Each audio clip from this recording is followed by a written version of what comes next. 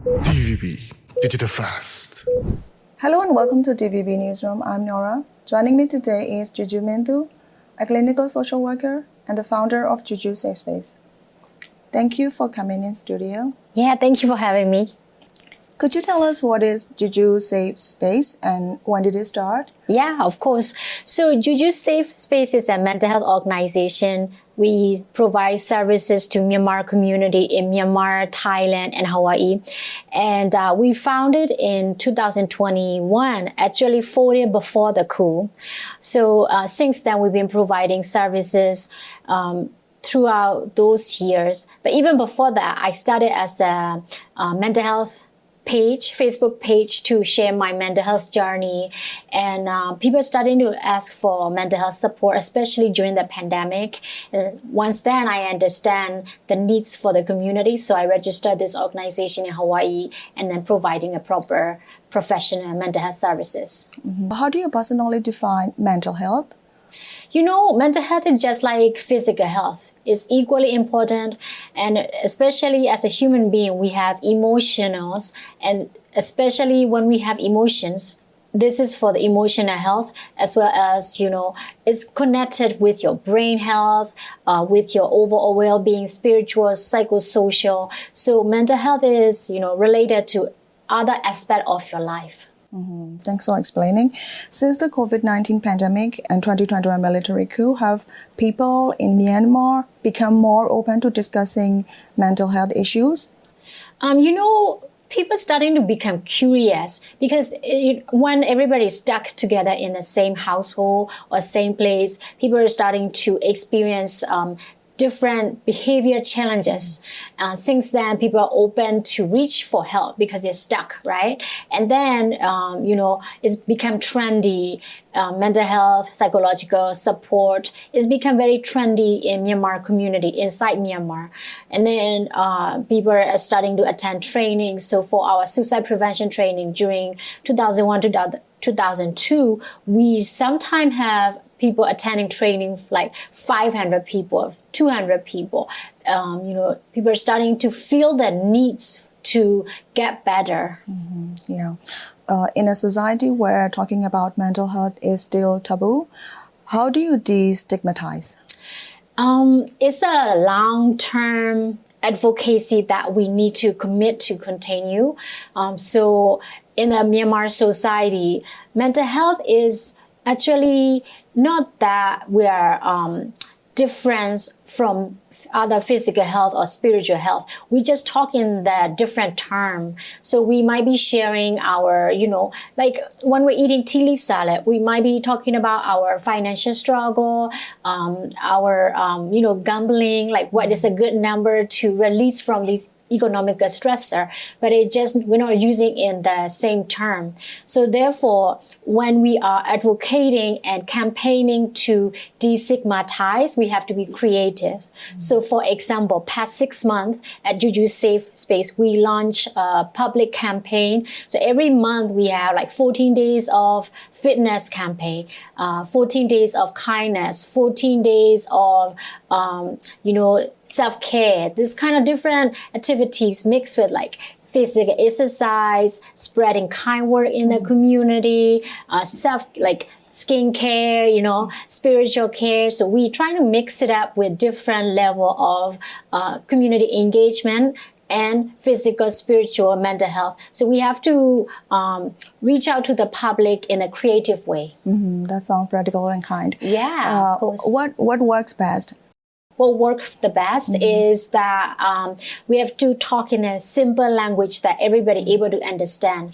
That's why we use mental health instead of psychological, because psychological sounds a bit far for the public and sound technical. So we want to make sure that mental health is also accessible for the public. It's easy to understand. So the language is very important, but also the practices need to be culturally appropriate for our community. We can't just bring the Western intervention and make it work for the Myanmar community because it's different environment, different political atmosphere. So we have to understand these things. Your work also focuses on the social injustice-related trauma. Yeah. Could you explain what that means? Yeah, of course. So I grew up in a very politically active community. My dad was a former political prisoner. So I grew up seeing all these injustice in our Myanmar society. So as I am also a social worker, we focus on social justice is the value in treating people with dignity and kindness. So when I try to explain people in Myanmar or mental health in Myanmar, it's not that our people are weak or our people are, suffering with different mental illness and diagnosis. It's basically because we're affected by this unjust society, because we are going through chronic crisis due to the war and conflict. Of course, we're going to experience traumatic experience. So therefore, we need to look at this people suffering from the system approach. So how do you support someone with this trauma? Yeah. First thing is to make sure that we're not re-traumatizing them when we talk to them. So therefore, the first thing you can do is to be a safe person. When you are a safe person, you are approachable, you're listening, and you're not judging them. That's the first thing you can do. When somebody feel like they're being listened and their message and their feelings are heard, it's the best thing you can do for the first step. And then, refer them to a qualified professional mental health in the field so that they can get proper treatment. What advice would you give to people who use alcohol or drugs as coping mechanism for stress? Yeah, I tend to stay away from giving advice. Instead, my job is to help people understand their choices and behaviors. So when people are using substance to cope, we look at it as from the disease perspective. So what that means is we all are vulnerable to addiction. Some people are addicted to drugs, alcohol. Some of us are addicted to social media, gambling, food, things that to alter our mind. So we don't want to face the problems, right? So instead of avoiding the problem, we need to face it. The way we face it is by doing self-care, intense exercise, and alternative with the healthy habits. So for me, I do yoga religiously every morning to clear my mind. And also when I'm stressed out, I do like breathing exercise to help to cope. And when I'm coping with these things, I also use nature healing. I will go swimming or hiking, just being in the sun, being in the nature that help me calm down as well. So what is the first step they can try today? Oh, yeah. The first thing you can do is check in with yourself. Ask yourself, how am I feeling? What's my energy level? What is the intention I want to set throughout the day to have a good day, and then living in the moments. How should a journalist or an average social media be sensitive when discussing mental health online? Yeah, thank you for asking that. Especially, coming from DVB, we want to raise the awareness. There's the media ethic on the mental health issue too. So for example, we also have suicide cases in the U.S. They are presenting the case as something happened to the person. So we don't say person committed suicide. We say a person killed by suicide, died by suicide, because it's not a crime. So we don't use crime, right? Committed. Also hiding their faces or not explaining, not describing in detail how they die, So yeah, the person dying by suicide, but you don't need to say they hang themselves or they shoot themselves, leaving that detail to protect the dignity of the person. How can people in rural or conflict-affected areas with limited to no access to internet get mental health support? So at Jue Jue Safe Space, we just launched our relaxation cards is very hand-on, and you can use these like relaxation cards to cope yourself, and so you don't need any kind of electricity to use these like technique to relax and be mindful. But of course, counseling need to be if they need counseling services, it need to be done by the qualified mental health professionals. So I have clients who reach out to me from Korean state where there's an actual active war. They will come to see me when the Starlink is on. So they might go up to the hill or mountain to talk to me. And then, when there is a will, they will always find a way to make it work. So even there's limited internet, they will find a way to talk to me and connect for their mental health services. Tell me about your intensive suicide prevention training. Yeah. What does it involve, and who is it for? Yeah, so we're trying to make this as a public information. So it's just like, psychological first aid. In growing up, we have these like, physical first aid trainings, right? So same thing for the when people are facing mental health crisis, when they are distressed, how to help them. At the same time, if people are experiencing suicidal ideation, thoughts and plans, we need to make sure that they have access to our organization and reach out for help. We have trained more than 2,000 people who speak Burmese. Unfortunately, we haven't trained any other languages yet. But hopefully, we're hoping to have access in like Karenni language as well. We're going to Karenni refugee camp to train around 150 people as well. So it's, what that involves is safety planning. When somebody is in crisis, how to make sure we keep them safe. And also we do a follow-up call to make sure they stay alive and they are also following the agreement we have set up together. And then, they can come back more than one time and we are always there for them. What impact have you seen? Oh yeah, significant impact. We have saved almost 500 people in 3 years. That's just the hotline alone. So we have peer support specialist hotline for people who don't have suicidal ideation. They just wanted to vent. They wanted to talk their struggle. And then we have the suicide helpline. So together, almost 500 people have reached out to us. That's just for the hotline. But we also provide trainings for humanitarian worker. We have trainings for like trauma-informed approach in healthcare, preventing childhood trauma, preventing secondary trauma for humanitarian workers. So a lot of work are focused around trauma healing work. Copycat suicides have become a growing concern in Myanmar. So what preventive approach do you recommend? I think it's a social learning behavior. It's not that we're copying from each other. It's basically that we learn these behavior from movies, the news, how other people are coping.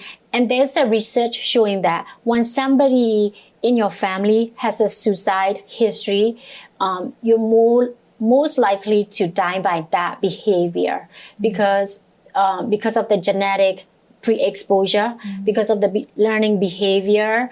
So therefore, I didn't know the term copycat, but I know that it's a learning social behavior. So how do we prevent that? It's basically education.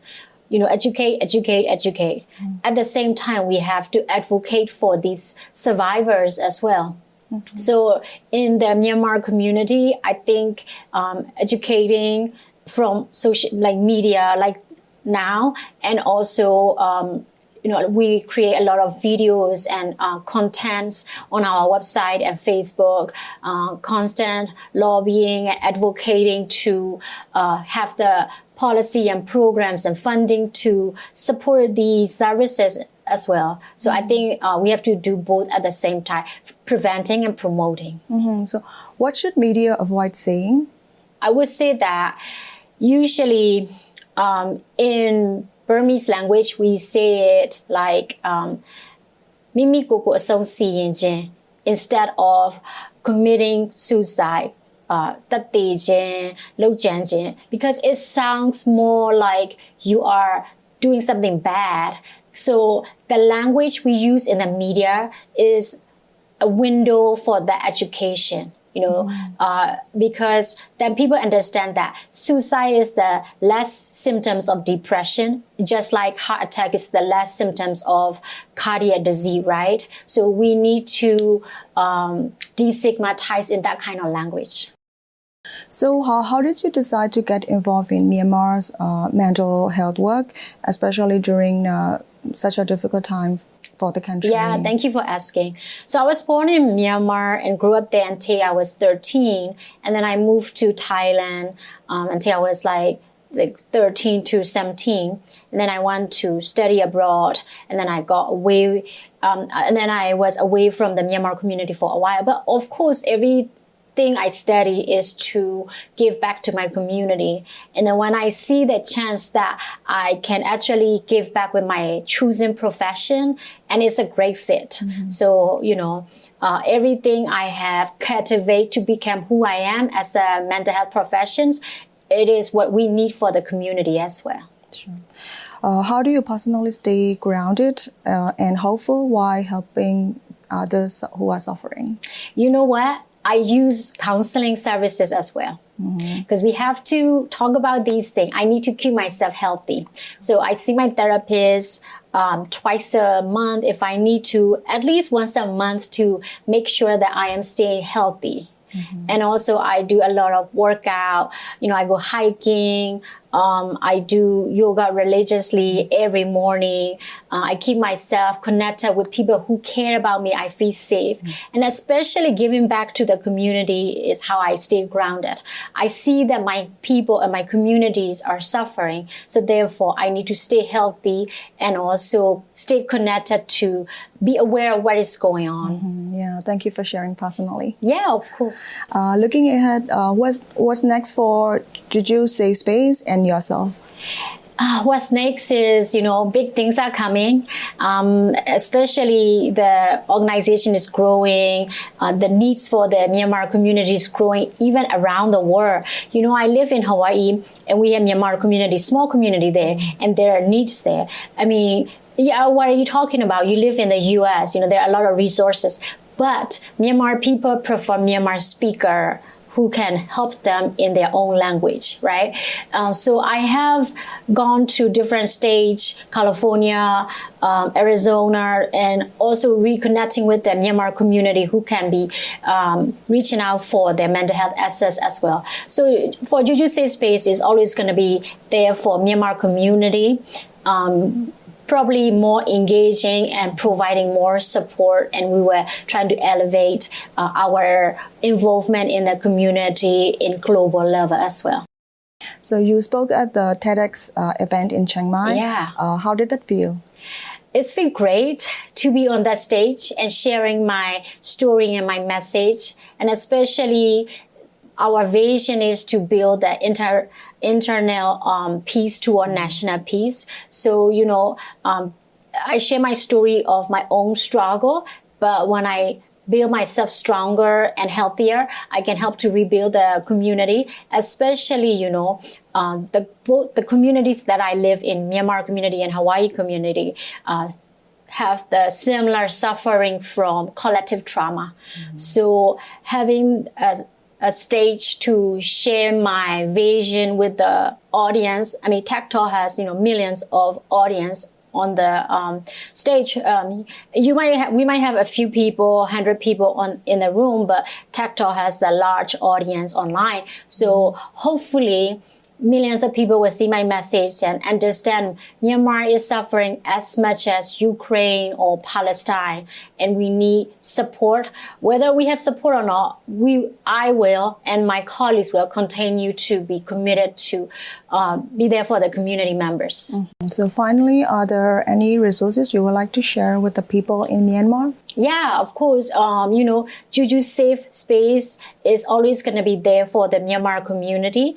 And we would like to be the resource and access for mental health care, especially when you are experiencing, distress, mental distress, suicidal ideation, trainings, and any community programs that, people would like to collaborate. We're always welcome to everybody. Thank you so much. Yeah, thank you for being here in the DVB Newsroom, Juju. Thank you so much for having me.